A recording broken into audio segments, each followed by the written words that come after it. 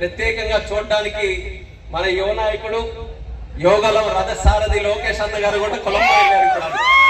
Match చూడడానికి ప్రత్యేకంగా అక్కడికి వెళ్ళారు. ఆయన కూడా ఆసక్తి, క్రికెట్ అన్నా సరే లేకపోతే స్పోర్ట్స్ అన్నా సరే మన జిల్లాలో మన రాష్ట్రంలో యువకులందరినీ కూడా ఎంకరేజ్ చేయాలని, వాళ్ళకి కూడా క్రీడల పట్ల ఎవరైనా కానీ ఇంట్రెస్ట్ ఉంటే వాళ్ళకి ప్రోత్సహించాలని వాళ్ళ జ్యోతి ఎర్రాజీ అని చెప్పి మీ అందరికీ కూడా తెలుసు, వైజాగ్ నుంచి ఒక ఆటో డ్రైవర్ కూతురు, ఆమెకి ఎవ్వరూ కూడా ప్రోత్సహించట్లేదని అంటే లోకేష్ అన్న గారు పిలిపించి ఆమెకి కావాల్సినటువంటి ఇన్ఫ్రాస్ట్రక్చర్, ఫైనాన్షియల్ సపోర్ట్ అన్ని కూడా చేసి ఆమెను ఈరోజు ఇంటర్నేషనల్ స్పోర్ట్స్ స్టార్ గా ఈరోజు తయారు చేశారు.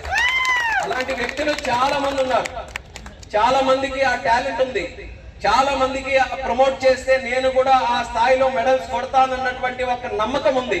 కానీ ప్లాట్ఫామ్ సరిగ్గా రావట్లేదు. చంద్రబాబు నాయుడు గారి ఆధ్వర్యంలో ఈ కూటమి ప్రభుత్వం, పవన్ కళ్యాణ్ గారు అలాగే నరేంద్ర మోదీ గారు అందరి సపోర్ట్ తో మళ్ళీ స్పోర్ట్స్ కి మన ప్రభుత్వం పెద్దపీట వేయబోతుందని గర్వంగా ఈ సందర్భంగా తెలియజేస్తున్నాను.